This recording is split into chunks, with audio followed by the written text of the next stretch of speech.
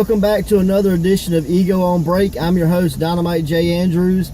This time I've got the Mississippi Madman sitting next to me, and we are at the unofficial, official, could be official, but they're not official sponsor, Taco Bell, and sipping on some water and talking a little bit about wrestling. I don't know about you. Water, it's healthier and free. So, Right. so watching wrestling lately? A little bit. What'd you watch? Both the pay-per-views this weekend are your show. Okay, And Steve Austin versus Arn Anderson this morning after Okay. G1 Climax.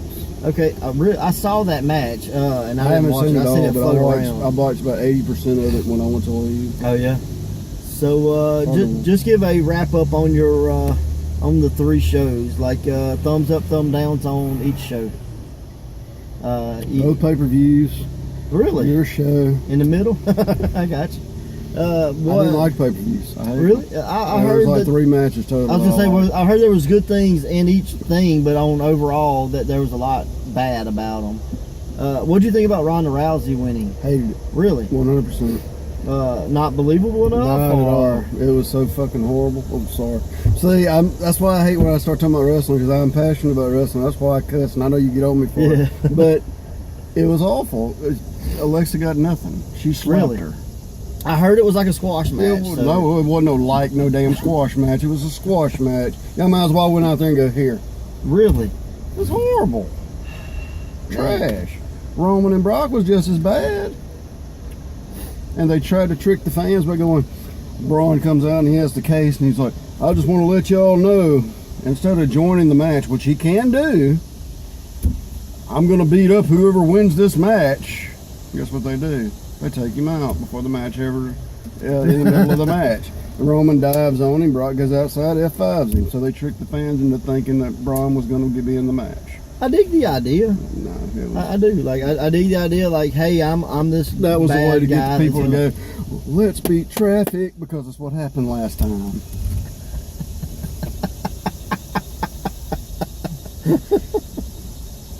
And then the matches that were good had crap endings. And then I found out, supposed the rumor is there was several meetings before the show, and one was Daniel Bryan and one was Dolph Ziggler about contracts, and neither one of them signed. Really? Supposedly. Rumor and in your window. So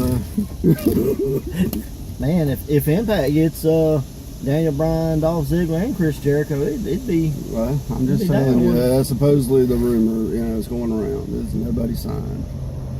So Miz won his match, which was, the match itself was fine. The Dolph Ziggler match was decent. Who Dolph wrestle? Oh, You know, I don't know any of this. I know, I'm trying to remember. God bad, and I just watched it, crap. Oh, Seth. Said okay. With Dean Ambrose come back looking like, he looks like a bouncer. I thought he looked like young Triple H. Like when Triple H came back with his head shaved, or I guess that was old Triple H. Yeah, but he has Like a younger version he has of old Triple that H. little tail right there. Yeah, Widow's Peak or whatever. Mm-hmm. Did the Shield reunite, or did I just miss It was something? Monday, I don't know. I didn't Okay. watch that stuff. I just saw a picture floating I didn't even around. watch the highlights. So. I got you. All right. I know Ricochet and Adam Cole had a match. That match was it great, really good. Sweet, sweet. What was your? All right, give me this three favorite matches from each show: the Ego show, the WWE show, and the NXT show. If you had to tell people to go watch this one match, what match would be? Sorry, somebody yelled off in distance. Wes Warren's match. West Warren, Donnie Primetime. Yeah, Donnie Primetime. All right. And Ricochet and Adam Cole. Adam Cole, baby. And an actual pay-per-view. I don't know if I'd tell you a match. Well, you got to give me one. Like, there's got to be at least one that wasn't as bad as the rest. I mean, if they're all trash, one's at least got to be Well, on they all top. had bad endings. Well, just give me one match. I guess AJ and Joe. Okay. But the match, it was horrible Okay. at the end. I got you. Well, I've watched something that, and I think we mentioned this on a previous podcast, and I watched some more of it, but I think on the previous podcast it didn't get uploaded, so I don't know if it counted. But WWF had a Spanish product called Los Super Astros. And it was like, this was during like Rock and Stone Cold and all that. So it was that time period. But it was strictly, it was Spanish announcers, Spanish commentators, Spanish wrestlers. And I've watched 2 episodes so far, and it's really good. It almost feels like, you know, AAA or CMLL that you would find sometimes on the Spanish stations on satellite or whatever. So it has that feel to it, but it has the old Monday Night Raw feel to it as well, because it's in the arena, it's in the ring, you know, it's got that whole setup. So it's really a smorgasbord of like things, like culture coming together. But like Super Loco was on there, who was super crazy. Yeah. But he was in like this like La Parka meets Ultimo Dragon bodysuit, which was crazy. Scott Taylor so far has been the only, I've only seen 2 episodes, the only non-Hispanic guy. And he was a babyface in the Too Cool stuff, but they dubbed over the sound, so he was the heel in the match. Every time he'd do something, he'd get booze from it, because it was like he was showing out. Wow. Super cool. So if you hadn't had a chance to watch it, there's like 8 episodes on YouTube that I found, and I'm on episode 2, and it's really, really different. Now, you know, so far I'm not very fluent in Spanish, so I really don't know a lot they're saying, but just this product, you know what I mean, of when we were at our super fanist, you know, if that's a word, is out there, and I never knew it existed, so it really blowing my mind. But it's super different, but in a good way, you know what I mean. Well, that's how I watched Lucha Underground, was in Spanish for the first 2 seasons, because they didn't have English, right? Or they did, but I didn't know how to have access. You didn't have it. So now I watch it, and it is. That's what else I watched this weekend, was Lucha Underground. I haven't saw the last 2 episodes. I've got them, you know, just gotta find the time to watch them. So man, but yeah, Los Super Astros, man. Like, I was trying to remember some other guys, but like Hijo del Santos was on there, and some guys I've never heard of before or since are on there. Vince made up. Yeah, but those guys are like the stars that are, you know, that he's like, they are pushing, quote unquote, pushing in these episodes. Like, they're trying to make them baby faces and, you know, the big attractions. Is it or whatever. Lucha style? It's probably 50-50. Yeah, it's not so Lucha that, like I said, that's when I said it's kind of got that feel of like AAA and CMLL, but also it's got that WWF feel to it. So it's like a hybrid product, you know. Well, like I told Ryan Taylor this weekend, if you can't do Lucha, don't do Lucha. I'll try. He'll know exactly what I'm talking about if he sees this episode. I'll try to remember that. Yeah. I won't do Lucha anymore.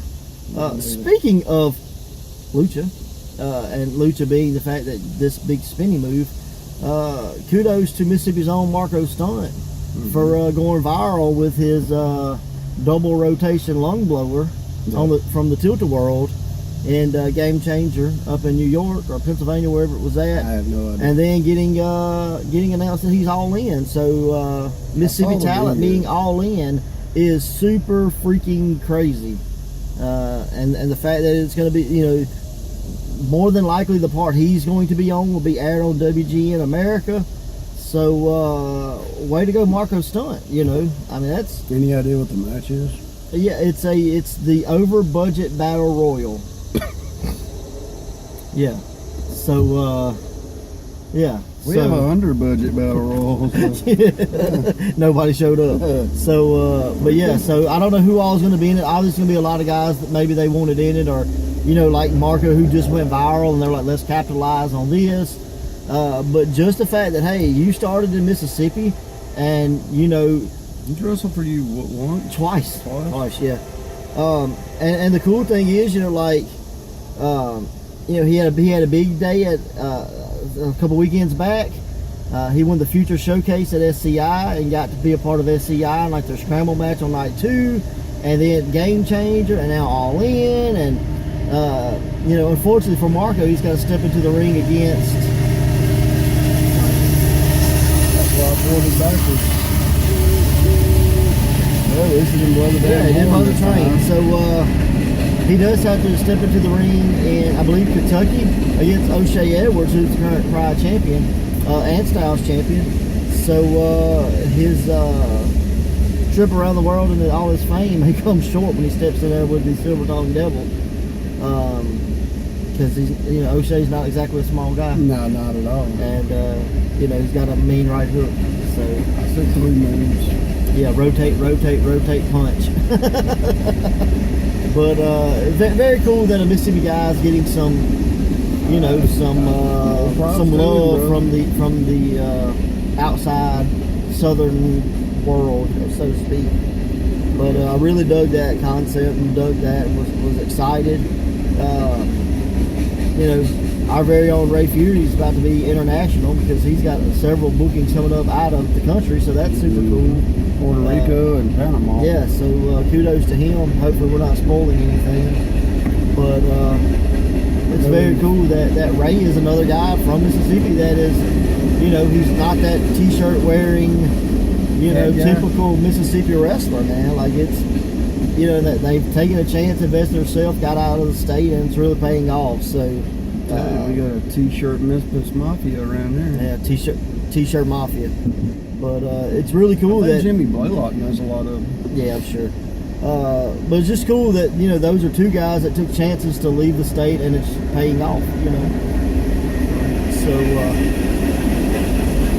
we did the Square Circle Survival match. We were talking about that earlier, and our guy JD Jenkins, man, he came away with a win. So he's the 2018 Square Circle Survivor, and I'm excited to see how his decision on using the medallion changes the face of Ego. Nightmare won last year, won the Battle Royal, and he used it to literally change the company, because when he forced the Boot Boys to break up, you lost that that babyface tag team / trios, but through that you got a brainwashed Shaky McMullen as Ursa, you got this butt-kicking JD Jenkins, and you got Chuck, who retired and became part of the Office. So it's mind-blowing how one decision can change everything. So really looking forward and seeing how that play out. That train, pulling a train. I mean, it's the longest train ever. So if the Godfather's not leading this train, then it's something wrong. That's all I want to say. I mean, if the former Papa Shango's not driving, this train is way too long. So, man, either that or A train's driving, one or the other. I'll tell you something else I found out about all that I was really interested in was one of the matches is Omega versus Pentagon Union. Dude, that's that's really going to be a cool match. That's the match I want to see. Yeah, like I dig the whole idea of the possibility Cody Rhodes becoming the second generation, NWA champion. For what that's worth, some people it's still the belt, some people it ain't. But just the concept and the thought behind it's really cool. But yeah, Omega and Pentagon, I saw that. Man, this is a long train. I saw that and I was like, wow. So that's only 2 matches I know. Yeah. Well, and the budget battle, battle royal. But hell, I don't know who's in it. Besides Marko. Yeah. I think the Young Bucks. Rey Mysterio and wins, good for him. Yeah. The Young Bucks and Kota Ibushi are doing a 6-man against someone. I can't remember who it is. And I know Adam Page is wrestling somebody, but I don't remember who that is. That's a match that's been announced. So I'll have to go back and maybe we can, get us closer to All In. We can give a little rundown and predictions and all that. Okay. I want to talk to you about one more thing at least. All right. This is just an opinion I read the other day. And it's kind of like, do you feel like WWE is literally getting talent and having nowhere to put them anymore? Like, they now have Keith Lee and they have Riddle within the last 2 or 3 weeks. Yep. They've been announced. Yep. And now they literally are, it's like there's nowhere to stick them. Yep. But they're just doing it because they're like, oh crap, people aren't interested in our product. That's being proved left and freaking right, because All In sold out in a matter of days. The Madison Square Garden show, in April. Yeah. is sold out now. Yeah, it's sold out in 20 minutes. And no, it would have been sold out quicker, but like the VIPs had access to it first. Yeah. So it sold out. It didn't break like a record. It would have, but it didn't. Right. But anyway, but I mean, it's like they're literally booking talent just where they don't have opposition. It's the old, we rated the stars from each territory so they would die out. Mm-hmm. It's that concept. The only thing is, man, like there are so many guys out there that are waiting for the opportunity to step up to take those guys' places and be the next guy on the indies that I don't think the concept of we can rate them until they're dead will ever happen. Like, so I think they're damn sure trying. They are trying, but again, they're trying so much that they have so many people they can't do anything with them. Like you had take Sammy Callahan, who was there 3 years and never got on TV but one time, and then it was like a promo or something. He literally was like, look, fire me, let me quit something. Like, I got to get out of here. So, and he wanted to wrestle. And then he came back and made the indies bigger. Yeah. So I think it's good that those guys get there and they kind of get that name value from being affiliated. But I think in 2 years you'll see a group of guys come out of there that's gonna just make the indies bigger. And Cody's a perfect example of a guy that was like, look, y'all literally have nothing for me, let me quit. Yeah. And then he went and made things bigger. So they wouldn't let him do what he wanted to do because he didn't want to be Stardust. Yeah.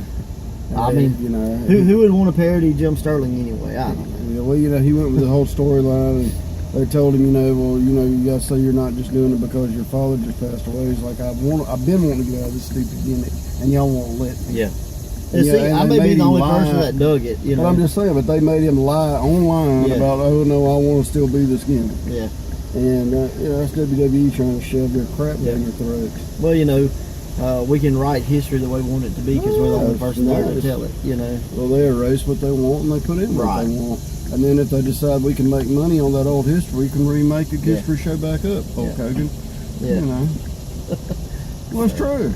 They erased him, and now they're like, well, we're just going to bring him back. Let's start putting his stuff back out because now we can make money again. Right. It's all business, man, at the end of the day. But I definitely think that it's a monopoly. Yeah, for sure. Trying to make it a monopoly. They are trying, but the mom and pop organization like us is not going to go down. Like you can't kill off the mom and pop. You know what I mean? It's like hard. you can downsize them, but you can't kill them. Redneck's hard to put down. We'll come up with a way. We'll duct tape a damn ring up. I'm telling you, man. Like we'll have a no ring battle royal. Shit wrestling. I mean, you want to see rednecks at work? Go watch Without a Ring with George South. I mean, that's and half of those guys are signed now. And the funny part, that's one of the best shows I've ever seen. Yeah. I've watched that little documentary. I don't know how many times. Oh, dude, it's phenomenal. And Cedric Alexander signed. Caleb Connolly signed. And I don't remember who else was in. Like Darius Lockhart, that was his first match. Now he's one of the biggest indie guys. I just saw that he was going on over to the UK for a tour or whatever.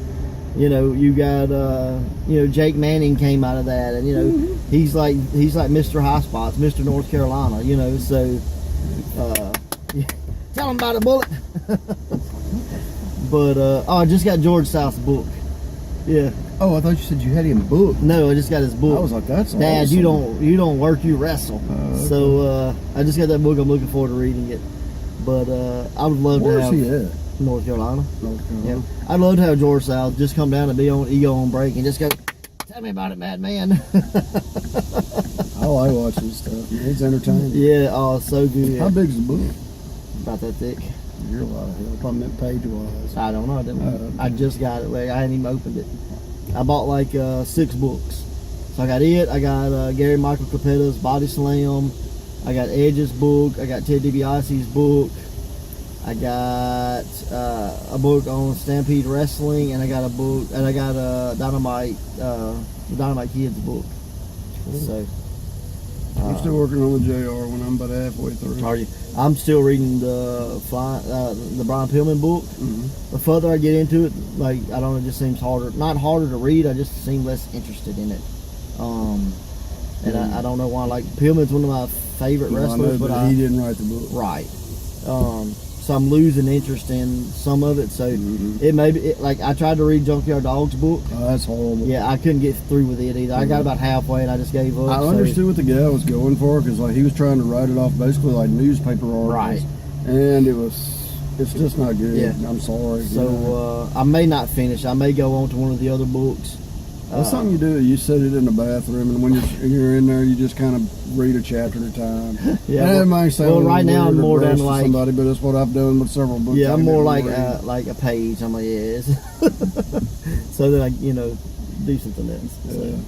So, look at my phone, or like I've got a couple magazines in there or whatever. So I was looking at a magazine from like 1997 the other day, and I was like, holy crap, this is an old magazine.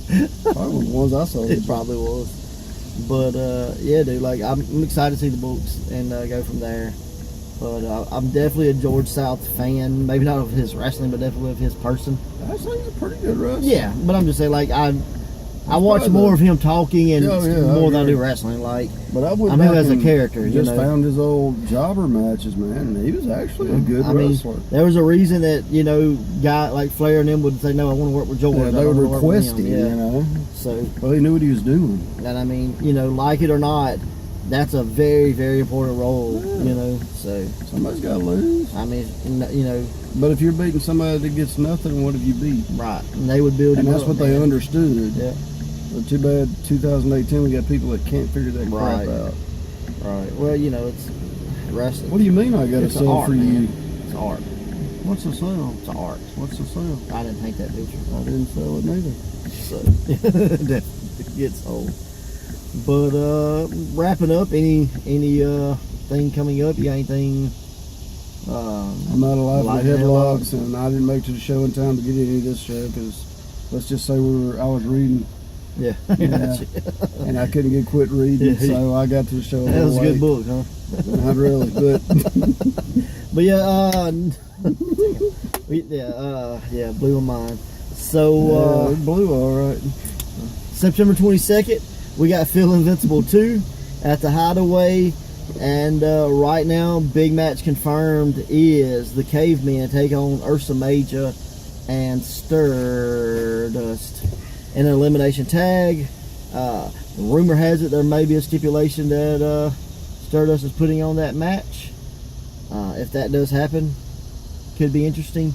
But right now, the Cavemen have said their exact words were, "You may be right, we may be losers by ourselves, but together we're winners, and we're going to prove it by pinning not just one of you, but both of you." So definitely looking into that and looking forward to that. I think it's definitely time that the Cavemen got their comeuppance. So looking forward to that. Going to be at the show. O'Shea will be, and O'Shea from Me to You as not the guy over on Ego on Break, but the board of directors member. We have an apology and a surprise for you September the 22nd. So we hope that you accept our apology, and as bad as I hate to say it, maybe O'Shea was right, and come September 22nd at Feel Invincible 2, you'll see exactly what I'm apologizing for and what the surprise is. And then November 3rd, Great Southern 8, 7th annual Great Southern 8. Already 2 wrestlers have been announced. We've got Steve Anthony from Louisiana, and last night we just announced Teddy King from Kentucky. If his name seems familiar in the Southern 8 world, it's because he was representing Kentucky last year and blew out his knee. Oh, okay, because I knew his name. It sounded real familiar, and I couldn't place it. So he's back. He's better than ever. He's the varsity athlete, and said he's going to come to Mississippi and show why he's the best in Kentucky and why everyone else is just junior varsity. So, okay. But looking forward to both those events, and see you next time, guys.